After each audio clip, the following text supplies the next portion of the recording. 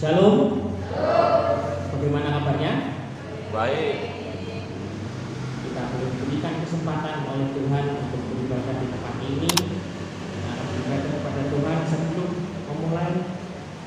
Saya undang jemaat bangkit berdiri. Kita akan saat teduh.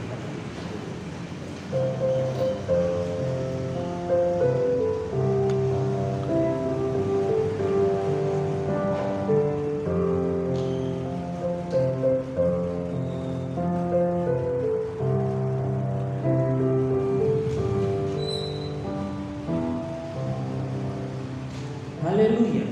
Pujilah Allah dalam tempat kudusnya. Pujilah Dia dalam cakrawalanya yang kuat. Pujilah Dia karena segala keperkasaannya. Pujilah Dia sesuai dengan kebenarannya yang hebat. Biarlah segala yang bernafas memuji Tuhan. Haleluya. Pertolongan kita adalah dalam nama Tuhan yang menjadikan langit dan bumi. Kasih karunia dan damai sejahtera dari Allah Bapa kita dan dari Tuhan Yesus Kristus menyertai kalian. Kita datang ke rumah Bapa pada pagi hari ini untuk memuji dan memuliakan namanya. Terpujilah nama Yesus. Segala bangsa di atas bumi sujud dan berbakti kepadanya. Bersama umatnya yang kudus kita sujud dan memberi hormat kepada ya. Mari kita pujikan satu pujian. Terpujilah nama Yesus. PPK 29.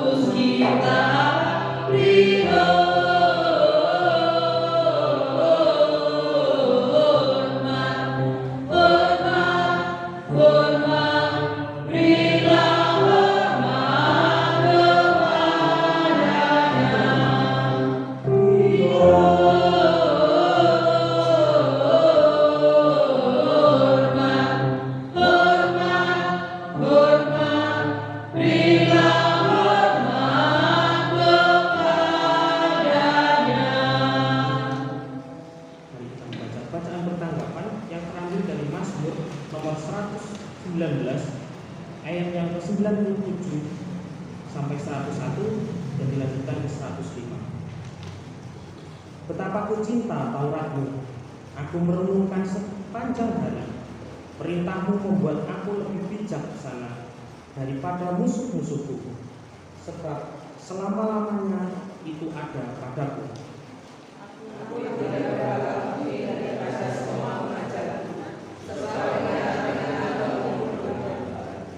Aku lebih mengerti daripada orang-orang tua, sebab aku memegang kitab-kitabmu.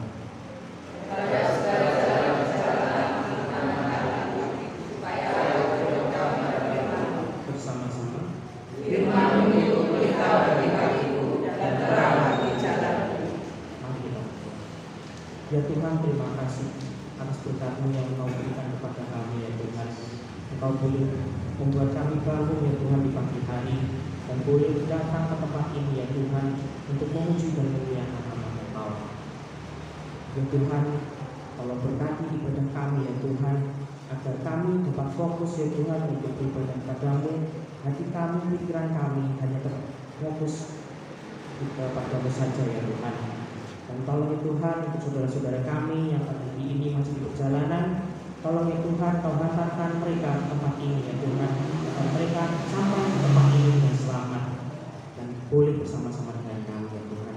Tolong ya Tuhan berkati ibadah kami dari awal, pertengahan hingga akhirnya. Terima kasih ya Tuhan, dalam nama Tuhan Yesus Kristus kami sudah berdoa. Amin. Silakan duduk kembali. Di dalam kehidupan kita selalu membuat dosa, maupun itu kecil maupun itu besar, pasti kita selalu melakukan di kehidupan kita. Tapi pada saat hari ini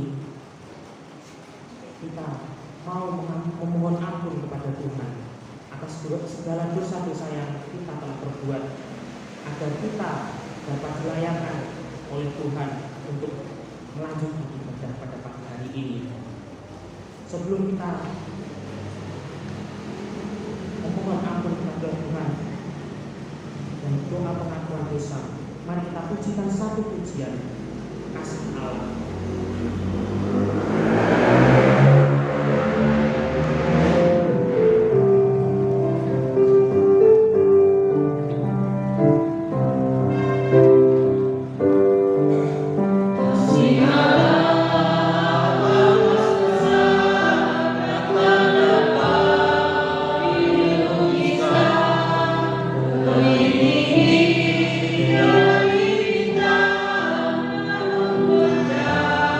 Indah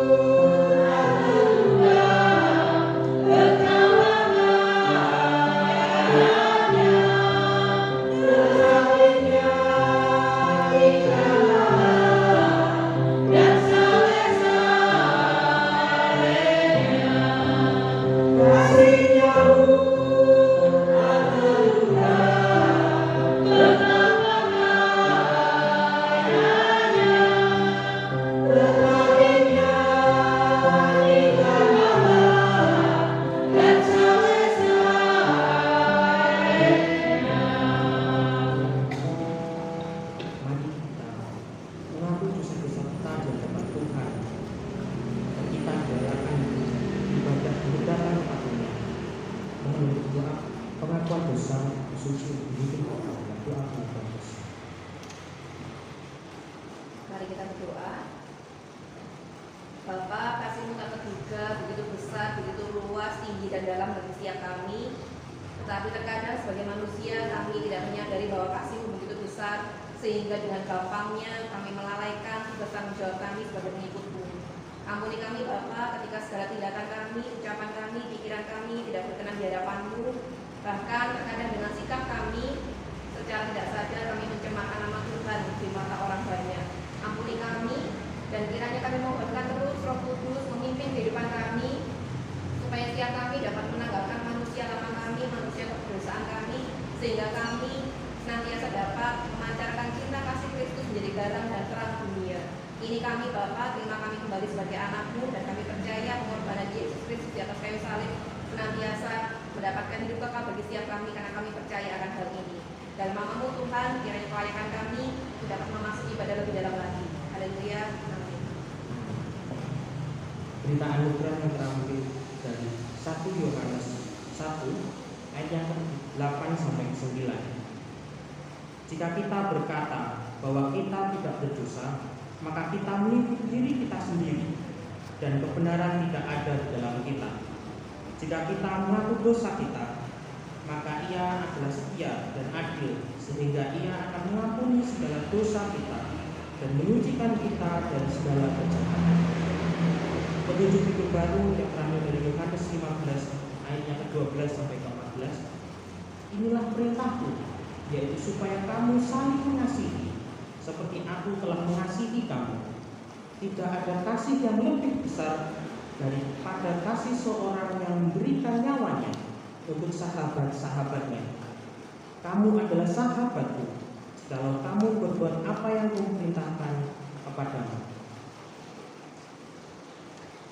Kita telah diampuni dosa kita, pelanggaran kita oleh Kristus Yesus di atas kayu salib.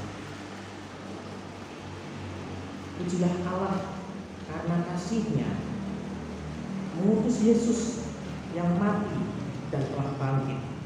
Pujilah Allah karena terang-Nya memimpin kita menuju keselamatan.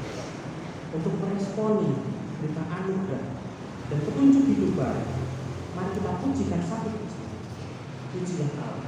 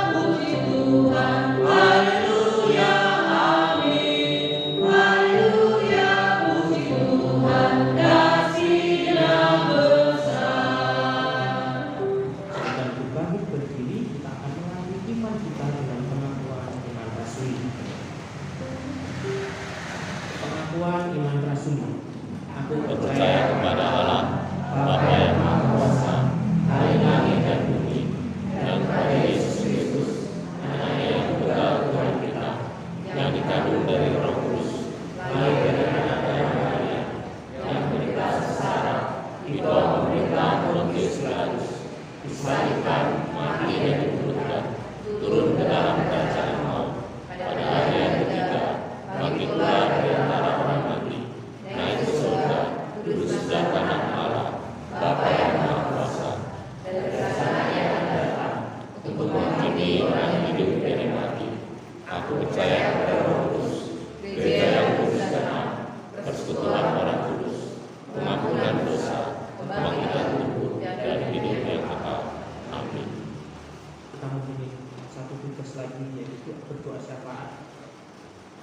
Ada beberapa pokok doa yang akan kita doakan.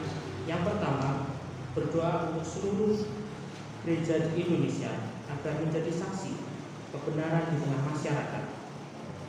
Doakan semua hamba Tuhan dan pemimpin rohani agar menjadi teladan dalam menghidupi firman Allah dan tidak menjadi hamba uang. Yang kedua, berdoa untuk lembaga-lembaga misi di seluruh dunia terus mengirim misionaris dan kebutuhannya untuk menjangkau banyak jiwa. Yang ketiga, berdoa untuk guru-guru di sekolah Kristen di Indonesia agar bisa mendidik murid dengan kasih Kristus. Mari kita berdoa, kita pokok doa ini yang akan kita doakan. Mari kita berdoa. Ya Tuhan, terima kasih. Hari ini kita memberikan kesempatan bagi kami anak-anak datang untuk beribadah memuji memulihkan Allah. Pada Tuhan kami tidak mereka dengan lagi kiranya Engkau berkenan untuk mendengarkan seruan doa-kami. Bapa, kami berdoa untuk gereja-gereja yang ada di Indonesia ini, biar senantiasa setiap hamba-hamba-Mu melayani dalam keseluruhan hati dengan hati seorang pelayan, dengan hati seorang hamba, sehingga mereka melayani dengan bertanggung jawab, tidak ada motivasi selain melayani dan menyenangkan hamba. Biar Bapa, setiap hamba-Mu yang melayani dimanapun mereka berada, di gereja-gereja pelosok, gereja-gereja di kota, gereja-gereja di daerah, biarlah mereka dapat menggembalakan jemaat dengan baik, menyampaikan firman-Mu dengan baik, sehingga jemaat menyenangkan, jemaat kembali tumbuh dalam iman mereka dan sekali berguna bagi Tuhan. Maka kami berdoa lembaga misi yang ada, dalam lembaga misi yang ada ini dapat terus bertumbuh, dapat bertumbuh para misionaris untuk dapat melayani Engkau dengan sudah berada, supaya dari sisi daerah untuk mencukupkan segala dana yang membutuhkan selama hubungan mereka, memakai kami, memakai orang-orang mereka menjadi penatur, menjadi para pengawal bagi mereka, sehingga mereka juga dapat melaksanakan pelayanan dengan baik dan bersyukur. Kami berdoa pula untuk sekolah-sekolah Kristen dengan guru yang ada, biar setiap guru yang ada, biar mereka dapat menjadi contoh menjadi anak yang mereka ajar, biar guru-guru ini juga dapat mempraktikkan dalam pemerintahan dan iman mereka, sehingga mereka memiliki perbedaan di dalam pendidikan Kristen dan juga pendidikan dalam pemerintahan, biar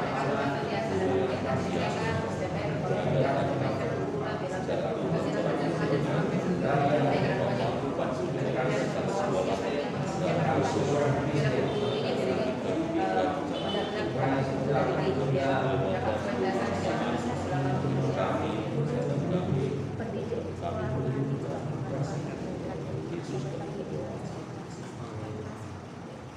Tuhan, dengan doa kami ya Tuhan, kami serahkan ke dalam tangan-Mu ya Tuhan, segala kuasa kami hari ini. Ya. Setiap dosa kami ya Tuhan, Engkau jawab sesuai dengan ketika sesuai dengan waktu yang Engkau tetapkan. Doa kami ya Tuhan, dalam nama Tuhan Yesus Kristus, kami serahkan berdoa. Amin. Silakan duduk kembali. Tiba saatnya kita akan mendengarkan firman Tuhan yang akan disampaikan oleh hamba-Nya. Agar firman Tuhan selalu menjadi pelita bagi setiap jalan kita, setiap langkah kita dalam mengiring Yesus, agar kita tidak tersesat, agar kita tidak disesatkan juga oleh iblis. Mari kita, sebelum kita mendengarkan firman Tuhan, mari kita pujikan satu pujian. Firman kita bagi kami.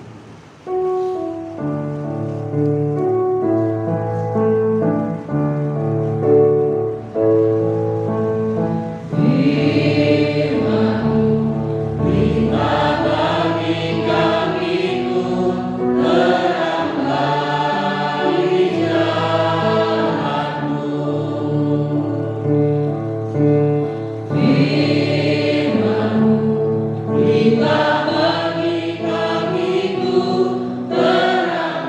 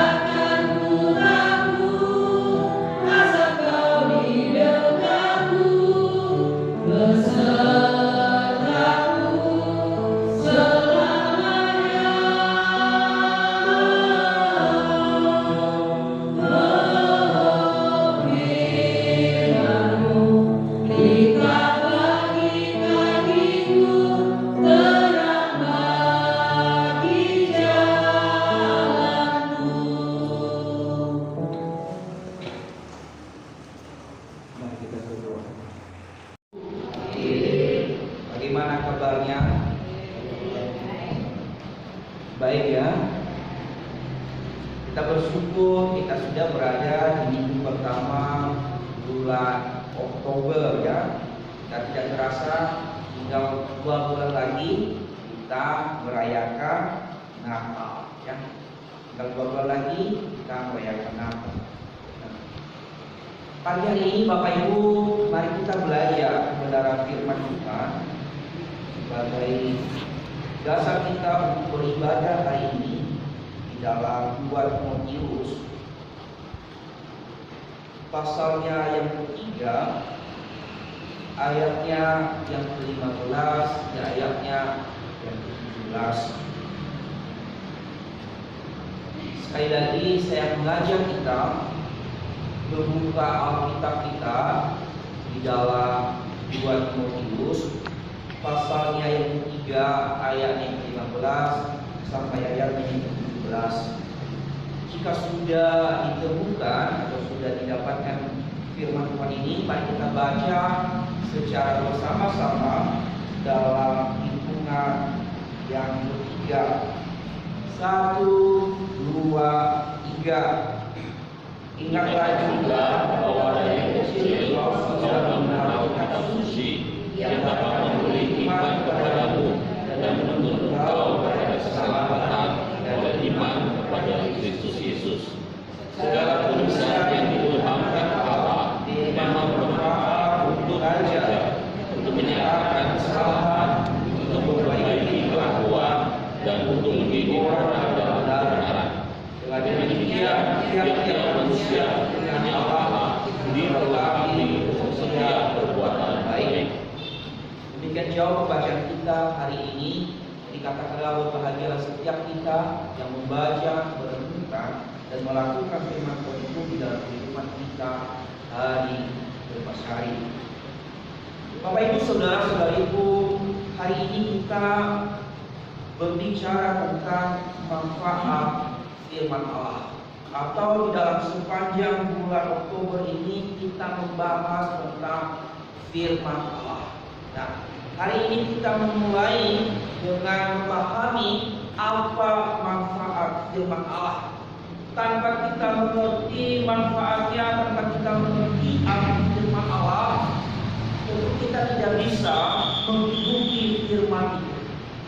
Tanpa kita memahami apa guna, apa manfaat firman Tuhan itu di dalam kehidupan kita, mustahil kita bisa menghidupi apalagi mempraktikkan firman Tuhan.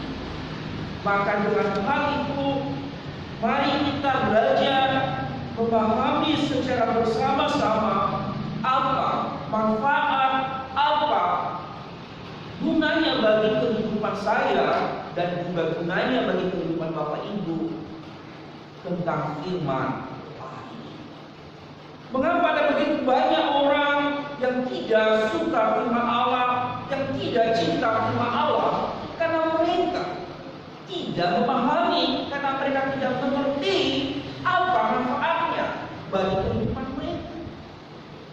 Bapak Ibu, tentu sebuah produk misalnya obat-obatan ya, karena tadi juga ada obat-obat di depan ya, sedang ada penjualan atau koleksi obat-obat yang dibawa di gereja. Nah, sebuah produk misalnya obat-obatan Bapak Ibu, jika produk obat-obatan ini tidak mempunyai label dan tidak mempunyai nama dan tidak jelas kandungannya apa, tidak jelas mengubahnya tentang apa. Seandainya ya, ditawarkan kepada Bapak Ibu saudara-saudari untuk membeli atau mengkonsumsi obat tersebut, apakah Bapak Ibu berani membeli atau mengkonsumsi obat yang tidak jelas? Tentu saja tidak ya. Tentu saja tidak. Tapi jika seandainya produk obat-obatan ini atau seperti tadi yang sudah jelas di depan ya, menyatakan bahwa obat ini memberikan satu khasiat yang luar biasa, dapat mengobati penyakit dengan jaminan 100%. Jika tidak terbukti, maka uang dikembalikan uang tawaran. Pasti Bapak Ibu membeli, karena jelas sebelumnya, jelas khasiatnya, jelas dia membuat utang.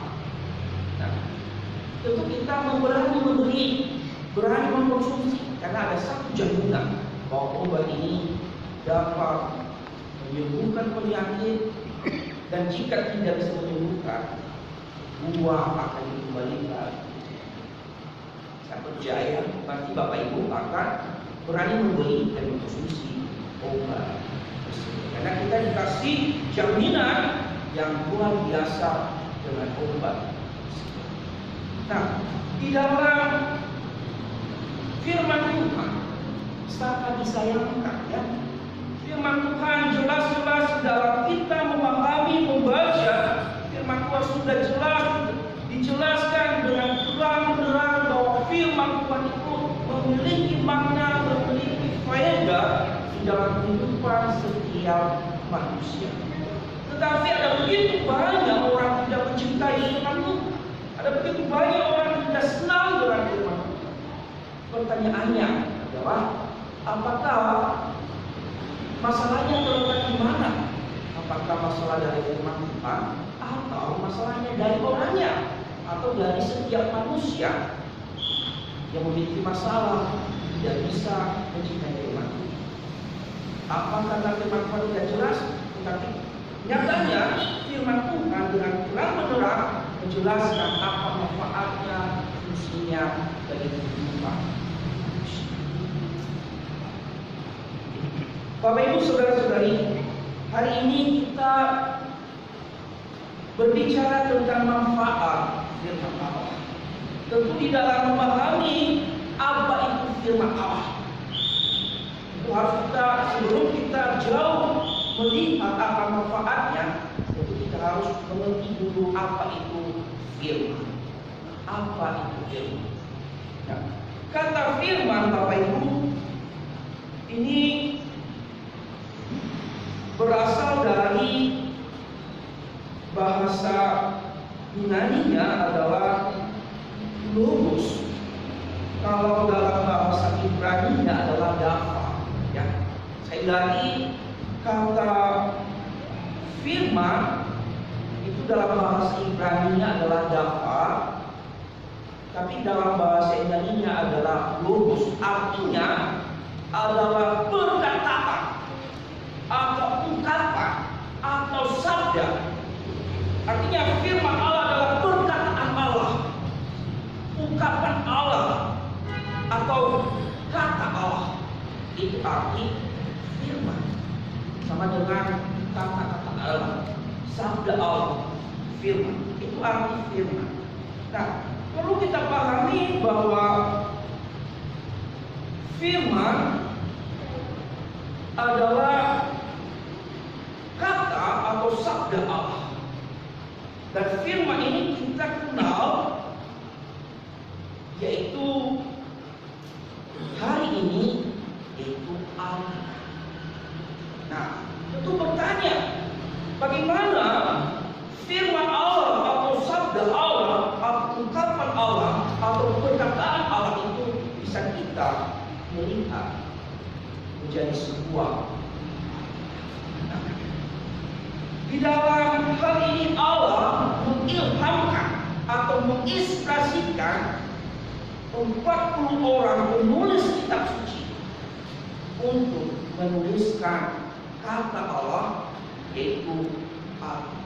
Artinya bahwa Alkitab adalah firman Allah satu-satunya. Alkitab adalah ungkapan Allah. Alkitab adalah firman Allah.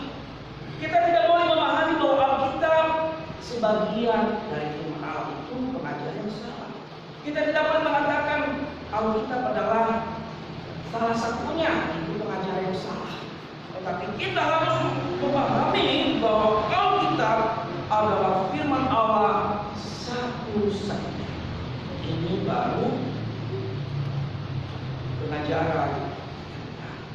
Nah, firman Allah ini adalah berkuasa, firman Allah ini adalah hidup, firman Allah ini adalah kuat. Dikatakan di dalam Ibrani pasal 4 ayat yang ke-12. Di sana dijelaskan tentang bahwa firman Allah itu adalah hidup, kuat dan berkuasa. Katakan sebab firman Allah itu hidup dan kuat dan lebih tajam daripada pedang berbakar dua manapun. Ia menusuk amat dalam sampai memisahkan jiwa dan roh, sendi-sendi, sum-sum. Ia sanggup membedakan pertimbangan pikiran hati. Di dalam Yeremia pasal 23 ayat 29 menjelaskan tentang bahwa firman Allah itu hidup, kuat, berkuasa. Bisa dikatakan, bukankah firman-Mu seperti api, demikian firman Tuhan seperti palu yang menghancurkan bukit batu. Artinya bahwa firman, perkataan Allah atau Alkitab adalah hidup, berkuasa dan kuat. Inilah arti firman. Dengan kita memahami bahwa Alkitab ini adalah bukan buku sembarangan, Alkitab ini adalah bukan buku yang biasa-biasa saja, tetapi Alkitab adalah firman atau perkataan dari Allah. Dengan cara Allah mengilhamkan, menginspirasikan penulis Alkitab 40 orang di dalam zaman yang berbeda-beda dan dari latar belakang yang berbeda-beda. Mereka menuliskan sabda Allah dengan tujuan hanya satu, menjelaskan tentang siapa Mesias. Bapak Ibu, dengan kita memahami bahwa firman Allah atau Alkitab adalah hidup, kuat, dan berkuasa, maka dengan hal itu kita juga harus memahami apa tujuannya Allah mengilhamkan, menginspirasikan para penulis kitab suci ini untuk dituliskan di dalam Alkitab. Tentu tujuannya adalah untuk diberikan kepada manusia untuk mengerti, memahami apa yang Tuhan kehendaki di dalam setiap kehidupan. Tujuan adanya firman, tujuan adanya kitab suci adalah supaya kita hidup mengenal. Artinya bahwa Allah menyatakan dirinya lewat firman. Allah menyatakan dirinya lewat firman. Nah, di dalam pembacaan kita hari ini, di dalam 2 Timotius pasal yang ketiga ayatnya yang ke-15 sampai ayatnya yang ke-17. Tapi kalau saya mengusulkan dari 2 Timotius ini ayatnya yang ke-10 sampai 17 ini adalah kita tidak boleh memisahkan, karena ini adalah salah satu konsep bagaimana kita memahami apa maksud disampaikan Paulus di dalam nasi.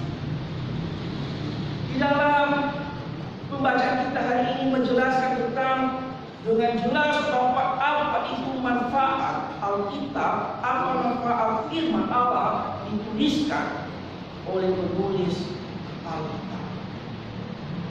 Perlu kita pahami bahwa konteks di dalam 2 Korintus pasal 3 ini ayat 10 hingga ayat 17 ini berbicara tentang bagaimana Rasul Paulus menasihati Timotius atau meneguhkan, mendorong Timotius untuk tetap berpegang teguh pada kebenaran firman Tuhan di dalam melakukan tugas pelayanannya di jemaat Efesus saat itu.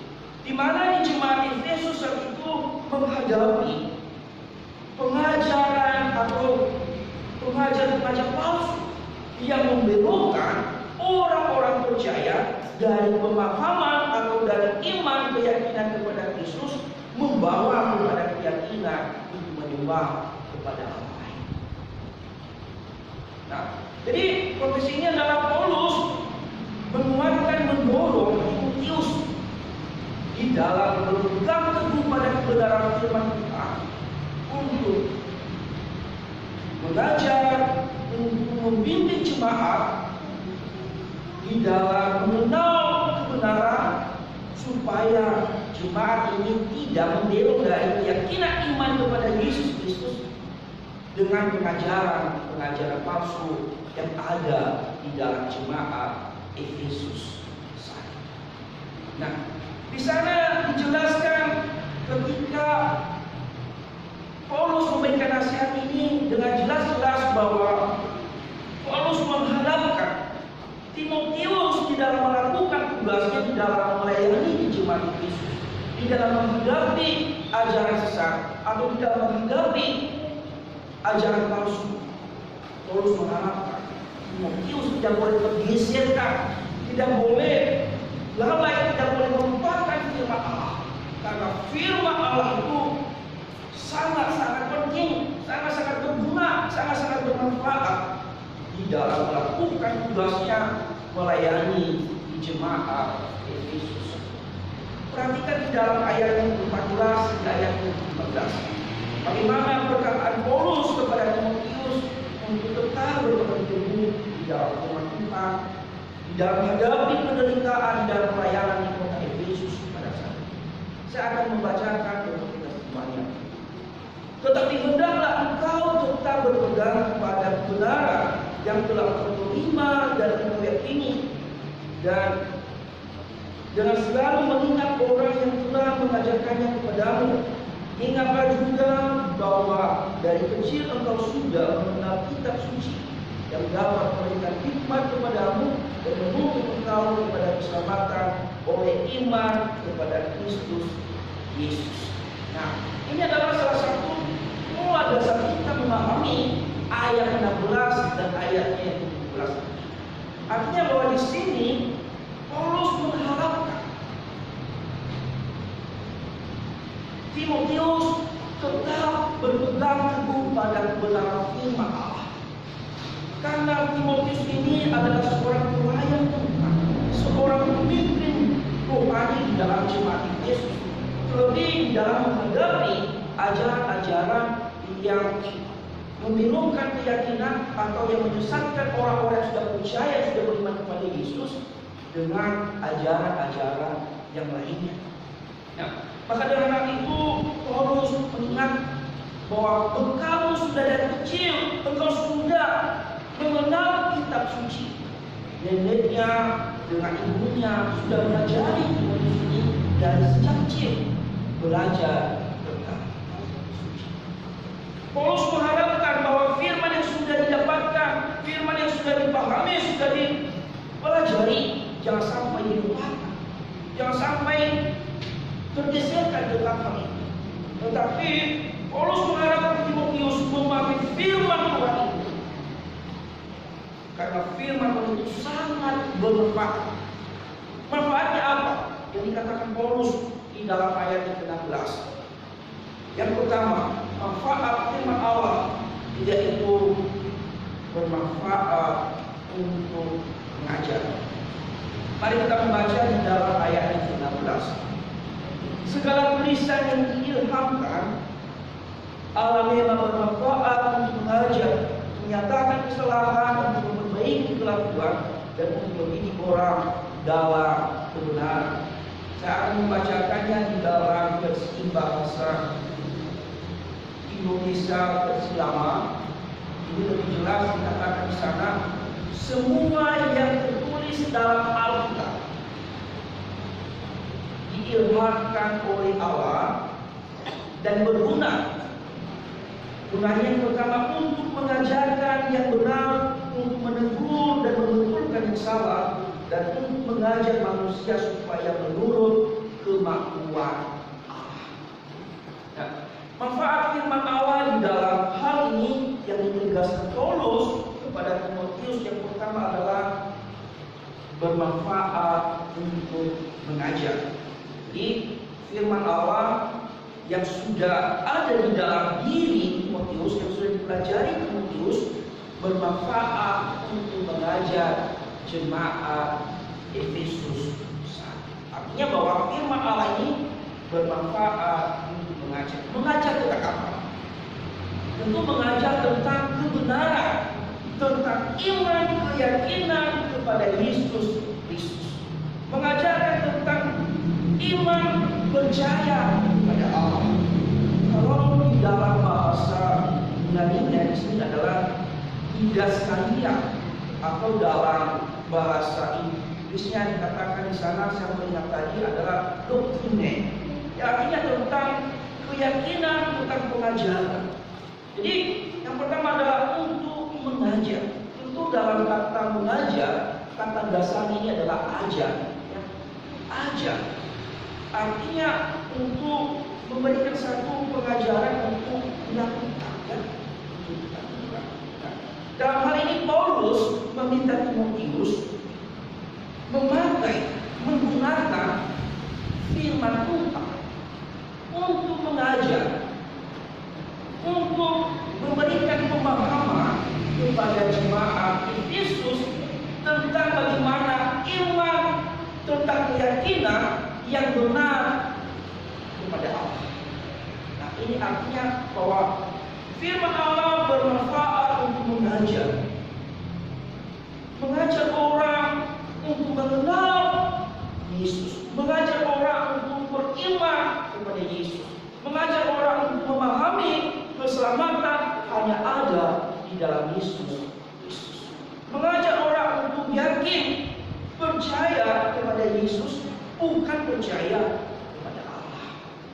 Ini yang dimaksud firman Allah, segala tulis yang diingatkan oleh Allah memang bermanfaat untuk mengajar. Artinya mengajar tentang doktrina, tentang kebenaran,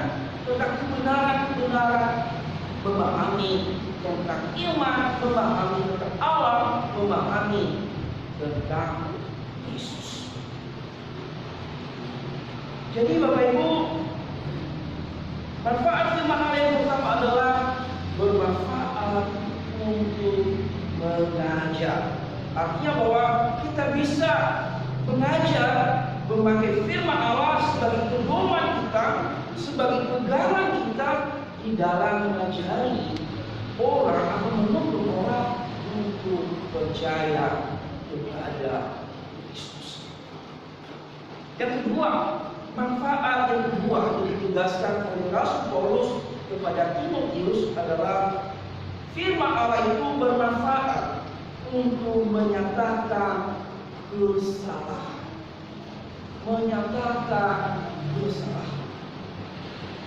Di sana dikatakan elekos, dalam bahasa Inggrisnya elekos, atau dalam bahasa Inggrisnya adalah conviction, berbicara tentang keyakinan. Nah, berbicara tentang keyakinan artinya adalah bagaimana menyatakan satu keyakinan yang sungguh, bagaimana menyatakan suatu kepercayaan yang sungguh-sungguh kepada Allah, bagaimana kita bisa yakin, beriman kepada Kristus. Nah, di dalam bahasa Indonesia kita melihat bahwa untuk menyatakan kesalahan, kata menyatakan dalam bahasa Indonesia itu kata dengan nyata, terang, atau dengan menerangkan, memperjelas apa yang salah tentang keyakinan kita terhadap Yesus, memperterangkan apa yang salah di dalam kita beriman kepada Allah. Artinya bahwa Alkitab bermanfaat untuk memperjelas, menerangkan tentang kesalahan kita di dalam beriman, di dalam percaya kepada Yesus. Nah, ini fungsi Alkitab, ini fungsi firman Allah. Nah, di sini kita belajar bahwa kitab suci menerangkan, menjelaskan atau menjelaskan dengan detail kesalahan setiap kita di dalam beriman kepada Yesus Kristus, di dalam memahami siapa Yesus, dalam memahami siapa itu Allah. Inilah manfaat firman Allah. Nah, kitab suci memberitahukan kita pelanggaran kita, memperjelas dalam beriman, di dalam percaya. Karena konteksnya di dalam ini adalah orang-orang Efesus yang sudah percaya, lalu ada ajaran palsu mencoba mengubah mereka kembali tidak percaya. Dan dengan adanya firman, sehingga dengan adanya ajaran palsu, mereka bisa memahami, oh ini kesalahan saya di dalam beriman kepada Kristus. Ini kesalahan, ini pelanggaran saya ketika saya melakukan hal ini. Berarti ini tidak sesuai dengan kebenaran. Artinya bahwa kitab suci bertujuan supaya seseorang tidak salah beriman atau menaruh percaya kepada hal-hal lain. Dalam hal ini ketika tidak ada firman, seseorang terus hidup dalam keyakinan yang salah, yaitu iman di luar, dan akhirnya jatuh.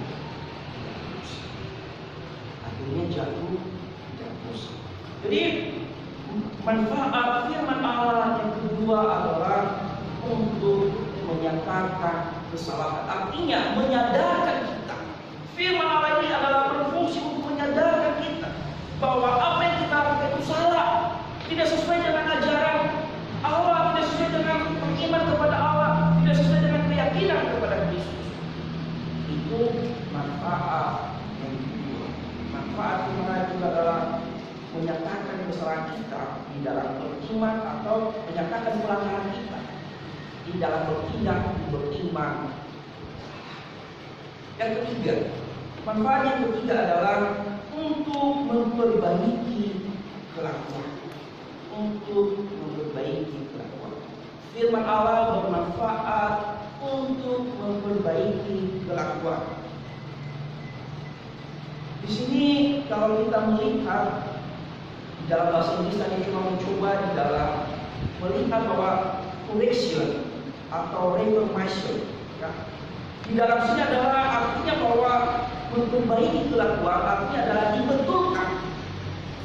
dibetulkan kembali, diperbaharui kembali. Manfaat Alkitab adalah memperbaharui kembali, membetulkan kembali.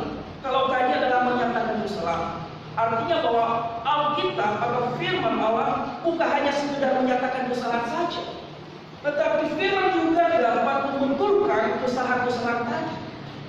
Firman juga dapat meluruskan kembali ke pengajaran yang benar.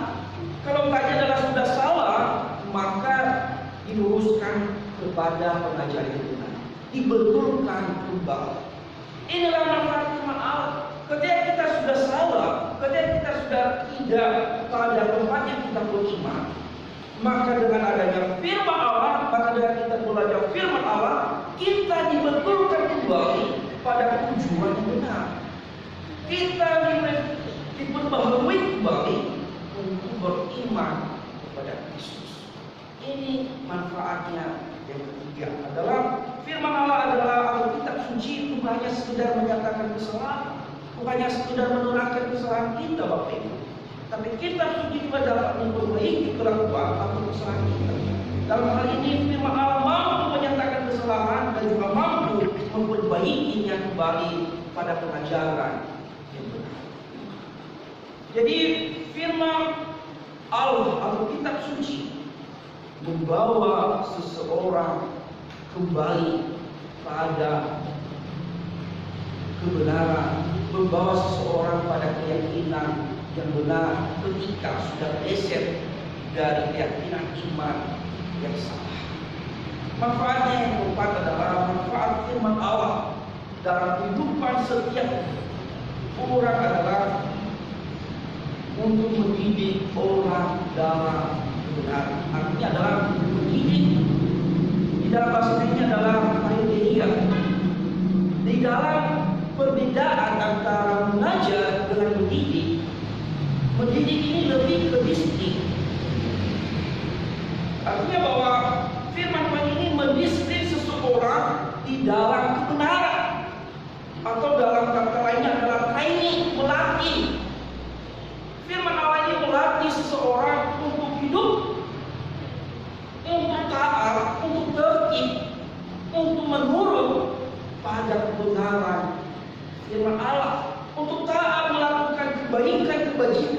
keadilan. Ini dikatakan di dalam ayatnya yang ke-16 adalah untuk mendidik orang dalam kebenaran. Artinya mendidik untuk taat, untuk turut, atau di training, dilatih untuk hidup terus menerus di dalam firman Tuhan. Bukan hanya sekedar sudah tahu kesalahan, bukan hanya sekedar sudah memperbaiki kelakuan, sudah hidup di jalan yang benar, tapi kita diminta untuk terus menerus hidup taat, menuruti tentang kebenaran Tuhan. Jadi ini manfaat firman Allah. Hidup menuruti firman Allah. Firman Allah mendisiplin atau melatih seseorang untuk hidup taat pada kebenaran. Dalam hal ini terus menerus hidup patuh, taat, menurut pada kebenaran, kebajikan, keadilan. Firman Tuhan membahas seseorang tetap dalam kebenaran. Artinya tanpa firman seseorang tidak dapat hidup dalam kebenaran. Tanpa firman seseorang tidak mengerti kebenaran. Tanpa firman seseorang tidak mengerti kebajikan. Tanpa firman seseorang tidak hidup di dalam kebenaran. Nah, dengan hal ini, keempat hal ini adalah dikatakan oleh Rasul Paulus kepada Timotius. Di dalam ayat yang ke-17, empat hal ini adalah untuk memperbaiki manusia Allah. Artinya bahwa firman Allah berfungsi, bermanfaat untuk menyempurnakan manusia milik Allah, memperlengkapi manusia punya Allah di dalam melakukan perbuatan baik. Artinya bahwa tanpa firman Allah, seseorang tidak akan menjadi sempurna. Seseorang tidak akan pernah hidup melakukan kebenaran itu. Tapi dengan adanya kitab suci, dengan adanya firman Allah, membuat kita menjadi manusia Allah, menjadi sempurna di hadapan Allah, karena kita mengenal kehendak Allah melalui firman. Jadi Bapak Ibu, di dalam hal ini, di dalam kehidupan kita, manfaat firman Allah itu kita dituntut untuk orang Kristen. Kita dihimbau oleh orang-orang percaya untuk harus lebih mencintai firman Allah di dalam hidup kita. Orang percaya harus merenungkan firman Allah. Orang percaya harus belajar dan mengajar firman Allah. Orang percaya harus menghidupi firman. Dan kita mengerti, memahami arti firman Allah dan mengerti makna firman Allah. Maka kita sebagai orang percaya harus mencintai firman Allah, harus menghidupi firman Allah itu, harus merenungkan firman Allah itu, harus belajar dan mengajar firman Allah. Tanpa kita juga belajar, tidak mungkin kita mengajarkan firman Allah kepada orang lain sama sekali. Maka dalam hal ini, firman Allah kita tidak boleh meremehkan. Alkitab kita tidak boleh hanya setiap hari ini kita baca. Firman Allah harus kita merenungkannya setiap hari. Karena firman Allah itu adalah hidup, kuat dan berkuasa, membuat kita berhikmat, mengerti apa yang Tuhan kehendaki dalam hidup kita. Firman Allah itu adalah menjadi pelita dan menuntun jalan hidup kita. Sebab firman Allah adalah hidup, kuat dan berkuasa sebagai pedoman, standar, petunjuk dalam kita bertindak, dalam kita berbuat. Firman Allah adalah sebagai cerminan dan petunjuk di dalam hidup kita, di dalam berbuat. Firman Allah adalah pelita dan terang bagi jalan kita. Seperti di dalam Mazmur 119 ayat 105. Firman itu pelita bagi kaki dan terang bagi jalan. Tanpa firman Tuhan di dalam kehidupan orang Kristen, tanpa firman Tuhan di dalam kehidupan kita, tanpa firman Tuhan di dalam kehidupan saya dan Bapak Ibu, maka kehidupan kita menjadi diam. Dalam hidup di dalam kebenaran, seperti kata Amsal pasal 29 ayat 18. Bila tidak ada waktu, menjadi diam dan Berbahagialah orang yang berpegang pada kebenaran. Pertanyaan kedua, sudahkah kita mencintai firman Tuhan? Sudahkah kita mendukung firman Tuhan? Ataukah selama ini kita tidak mengerti arti firman Tuhan? Ataukah selama ini kita tidak mengerti apa manfaat firman Tuhan?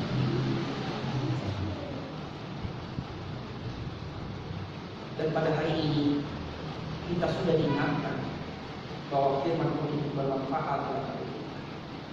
Maka dalam hal itu, mari kita mengaku ini. Saat ini juga kita mau mencintai firman Tuhan dalam hidup kita. Karena firman Tuhan itu hidup, kuat dan berkuasa di dalam hidup kita. Ingat tadi bahwa karena firman kita tidak bisa melakukan dalam firman membuat iman kita bahwa firman itu bermanfaat dan kami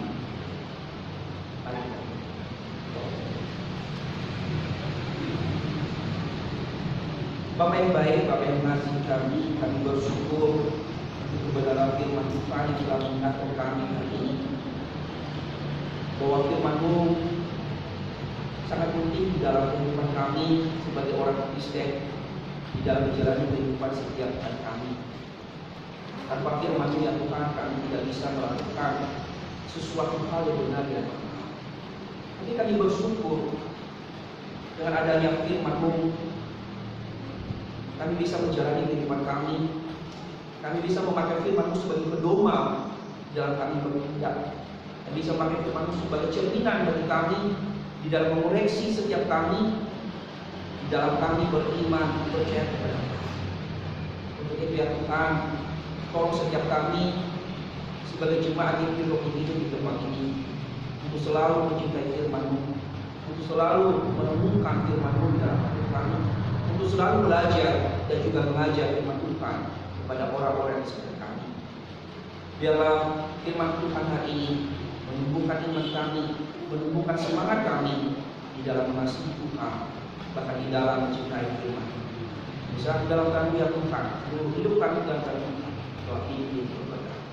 Doa kami dalam nama Tuhan Yesus yang berdoa dan mengucap syukur. Amin. Tiba saatnya kita akan menentukan yang terbaik untuk Tuhan. Sambil kantong persembahan dijalankan, mari kita pujikan satu pujian, Penuhilah Piala Tuhan ini. Yang bertugas saudari Mimi dan saudari Mimi.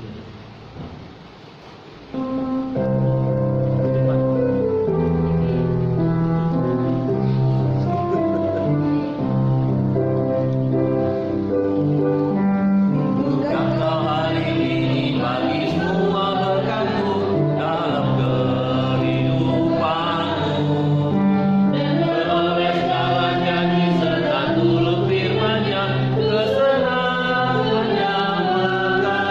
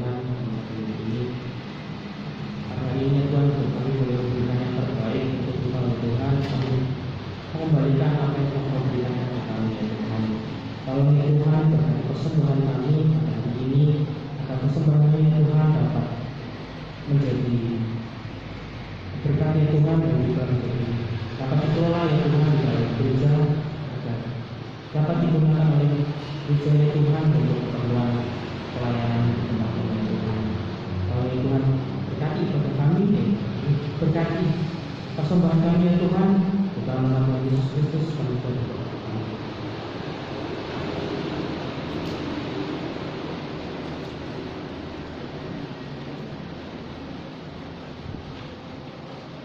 Saya akan membacakan warta.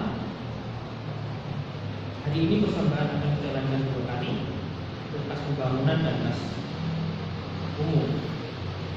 Ibadah sekolah minggu setelah ibadah umum selesai. Ibadah kaum wanita pada hari Rabu 5 Oktober 2022 jam 5 sore untuk renungan Ibu Suci Dr. Susio himbau seluruh kaum wanita untuk datang beribadah bersama-sama. Ibadah umum remaja orang Atapura pada hari Sabtu tanggal 8 Oktober 2022 jam 5 sore bertempat di Jalan Cokro Aminoto 60A untuk renungan Evangelis Apelus, liturgos Saudari Luka, musik Saudara Alan. Mengucapkan selamat ulang tahun kepada Abigail Ken pada ulang tahun pada hari tanggal 29 dan Ibu Dwi Muji tanggal 2. Kiranya yang firman hari ini juga bisa kami berdiri.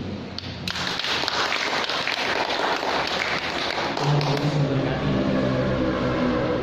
Untuk laporan persembahan sudah tercantum di dalam warta. Jika ada keliruan atau salah penulisan dan nominal bisa menghubungi kami. Untuk penata layanan Minggu 9 Oktober 2022, pengkhotbah Evangelis Mulyani, liturgos Ibu Muji, musik Saudari Alia, backing vokal Saudari Nona dan Ibu Dia, kolektor Bapak Susanto dan Bapak Yamin, untuk menyambut Ibu Christine dan Ibu Binasi. Mata setelah saya bacakan, mari kita akan menutup ibadah pada pagi hari ini. Saya undang untuk bangkit berdiri, kita akan nyanyikan bersyukur.